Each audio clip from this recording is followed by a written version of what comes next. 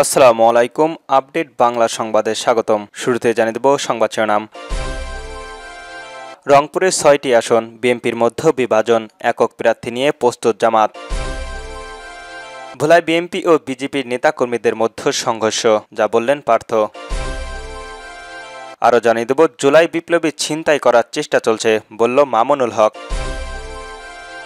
সর্বশেষ জানিয়ে দেব প্রধান উপদেষ্টার প্রতি ভিডিও বার্তায় যা বললেন ডাক্তার তাহের। শুনছিলেন সংবাদ শিরোনাম, এবার বিস্তারিত। রংপুরের ৬টি আসন, বিএনপির মধ্যে বিভাজন, একক প্রার্থী নিয়ে প্রস্তুত জামাত। জাতীয় সংসদ নির্বাচনকে সামনে রেখে রংপুরের ৬টি আসনে বিএনপি, জামাত ইসলামী ও ইসলামী আন্দোলনের প্রার্থীরা প্রচারে নেমেছে। একটি আসনে বিএনপির একাধিক নেতাই নির্বাচিত মাঠে থাকায় নেতাকর্মীদের ও সাধারণ মানুষের মধ্যে কিছুটা বিভ্রান্তিতে রয়েছেন। দলীয় নেতাকর্মীরা মাঠে বিভাজনও তৈরি হচ্ছে। তবে প্রতিটি আসনে জামায়াতের ইসলামী ও ইসলামী আন্দোলনের একক প্রার্থীর ঘোষণা করায় নির্বাচনের প্রচারণা তারা এগিয়ে রয়েছেন। জাতীয় নাগরিক পার্টি সহ অন্যান্য দলগুলো প্রার্থী চূড়ান্ত করেনি। রংপুরের আসনগুলো বিএনপির 18 জন সম্ভাব্য প্রার্থী নির্বাচনের মাঠ চষে বেড়াচ্ছে। প্রার্থীরা সংশয় ও উৎকণ্ঠার মাঝে তারা ব্যাপক অর্থব্যয়ের ভোটের মাঠে সংস্ক্রিয় রয়েছেন। বিএনপির একাধিক কর্মকর্মীরা জানান, এমন অবস্থায় দলীয় মনোনয়ন যারা পাবেন না তারা হয়তো নির্বাচনের নিষ্ক্রিয় থাকতে পারেন। শুধু তাই নয়, দলীয় প্রার্থীকে অযোগ্য প্রমাণ করার উদ্দেশ্যে তারা দলীয় প্রার্থীর বিপক্ষেও কাজ করতে পারে। দলের জন্য এটি বুমেরাং হয়ে দাঁড়াবে। আগের প্রার্থী ঘোষণা করা হলেও এখন এই পরিস্থিতি এড়ানো সম্ভব নয়। বিএনপির সম্ভাব্য প্রার্থীরা যারা প্রচারণা চালাচ্ছেন তারা যথেষ্ট প্রভাবশালী। চূড়ান্ত প্রার্থী ঘোষণা করা হলেও বিএনপির অভ্যন্তরীণ কোলন্দ প্রকাশে চলে আসবে। দলের সম্ভাব্য প্রার্থীর নাম প্রকাশ না করা সত্ত্বেও জানিয়েছেন, এরপর বিএনপির প্রার্থীরা নির্বাচনে জয়লাভ করবেন বলে নেতাকর্মীদের আশাবাদী। এদিকে দলীয় একক প্রার্থীরা ঘোষণা করায় জামাতের ইসলামী ও ইসলামী আন্দোলনের প্রার্থীরা প্রচারণা দৌড়ে এগিয়ে রয়েছেন। নেতাকর্মীদের মধ্যে বিভাজনের ইঙ্গিত পাওয়া যাচ্ছে। জামাত ও ইসলামী আন্দোলনের প্রার্থীরা জানান, সুষ্ঠু ভোট হলে তারা নির্বাচিত হবেন। ভোটারদের দ্বারে দ্বারে তারা যাচ্ছেন। ভোটাররা ব্যাপকভাবে সাড়া পাচ্ছেন বলে জানান তারা। ভোলায় বিএনপি ও বিজেপি নেতাকর্মীদের মধ্যে সংঘর্ষ, যা বললেন পার্থ। ভোলায় বাংলাদেশের জাতীয় পার্টি বিজেপির নেতাকর্মীদের উপর বিএনপি নেতাকর্মীদের বিরুদ্ধে হামলা ও দলীয় কার্যালয়ের ভাঙচুরের অভিযোগ এনে তীব্র নিন্দা ও প্রতিবাদ জানিয়েছেন বিজেপি চেয়ারম্যান ব্যারিস্টার আতাদিল রহমান পার্থ।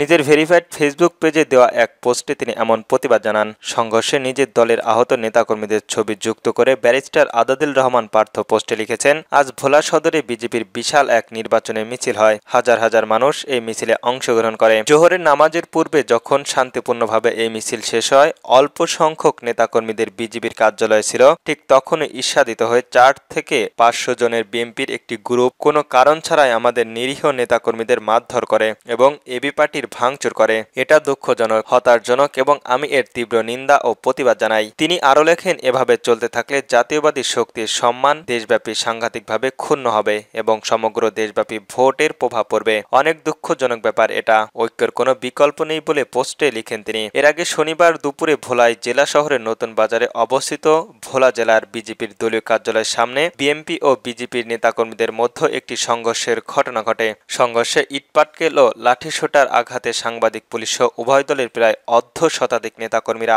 আহত হন।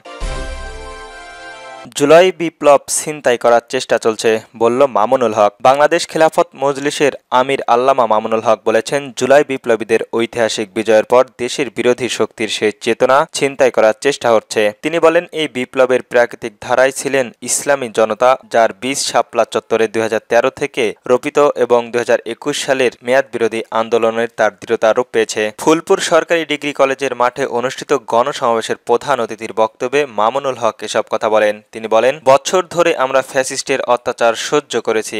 কারাগারের অন্ধকারের কুঠুরিতে গৃহীত থেকেও আমরা কোনোভাবে স্বৈরাচারের সঙ্গে আপোষ করিনি। আপনাদের কাঙ্ক্ষিত জয়ে আমরা সোনার বাংলাদেশ গড়ে তুলব ইনশাল্লাহ। মামুনুল হক আরও উল্লেখ করে বলেন, বর্তমান গণজোয়ারের প্রমাণ করেছে আগামী বাংলাদেশ হবে ইসলামীর বাংলাদেশ এবং বাংলার মানুষ দুর্নীতি ও নিপীড়ন কোনো শাসনের চাইতে মুক্ত, ন্যায্য ও মর্যাদা সম্পন্ন রাষ্ট্র চায়। নির্বাচনের আগে গণভোট ও জুলাই সনদের বাস্তবায়নের জোর দাবি জানান তিনি। অনুষ্ঠানের সভাপতিত্ব করেন বাংলাদেশ খেলাফত মজলিসের ফুলশক শাখার সভাপতি মুফতি আজিজুর শাহ আলম জালিল। অন্যান্য বক্তব্যের মধ্যে ছিলেন ময়মনসিংহের 2 আসনের দলীয় মনোনীত প্রার্থী মুফতি আব্দুল্লাহ আল নায়েব, আমির মাওলানা ইউসুফ সাহেব, যুগ্ম মহাসচিব মাওলানা আতাউর আমিন প্রমুখ। সমাবেশে উপস্থিত সকলের ঐক্যবদ্ধ থেকে দেশের স্বার্থে ও জাতীয় পরিচয়ের জন্য কোনো কাজ করার দৃঢ় প্রত্যয় ব্যক্ত করে এবং জনতাকে সাংবিধানিক ও শান্তিপূর্ণ প্রতিক্রিয়ার প্রাকৃতিক পরিবর্তনের পথে এগিয়ে আসার আহ্বান জানানো হয়।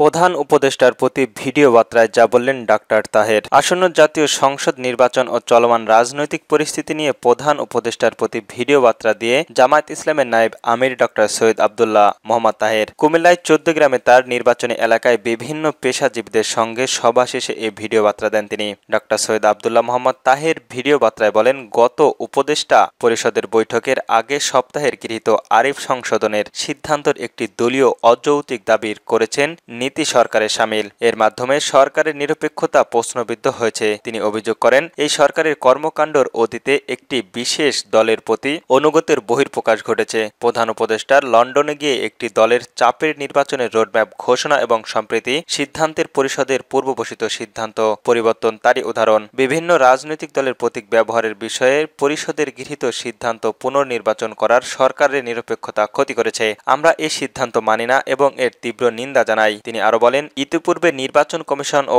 উপদেষ্টা পরিষদের উভয়ই সিদ্ধান্ত নিয়েছিল প্রতিটি দল নিজ নিজ প্রতীক নির্বাচনে অংশ নেবে। আমরা সেই সিদ্ধান্তের পক্ষই আছি এবং জাতি এর সঙ্গে একমত। তাই আমরা আগের সিদ্ধান্ত পুনর্বহালের দাবি জানাচ্ছি, অন্যথায় এর বিরুদ্ধে রাজপথের প্রতিবাদ হবে। বিএনপি ইস্যুতে সম্প্রতি রাজনৈতিক পরিস্থিতিকে অনাকাঙ্ক্ষিত উল্লেখ করে জামাতের এই নেতা বলেন, জনগণ ফেব্রুয়ারিতে একটি জাতীয় নির্বাচন চায়। নির্বাচন ঠিক এর আগে এই ধরনের অনিশ্চয়তা সৃষ্টি করা নির্বাচন প্রতিক্রিয়ায় বাধাগ্রস্ত করবে। আমরা আশা করি প্রধান উপদেষ্টা কোনো চাপের নীতি স্বীকার করবে না। তিনি আরো বলেন, জুলাই সনদের আইনি ভিত্তি দেওয়ার ক্ষেত্রে পিছিয়ে যাওয়ার মানে নিজের সংস্কার কর্মসূচি পরিত্যাগ করা। প্রধান উপদেষ্টা তারা নিজের পরিকল্পনাকে নিজের হাতে ধ্বংস করে এই জাতিকে বিশ্বাস করে না।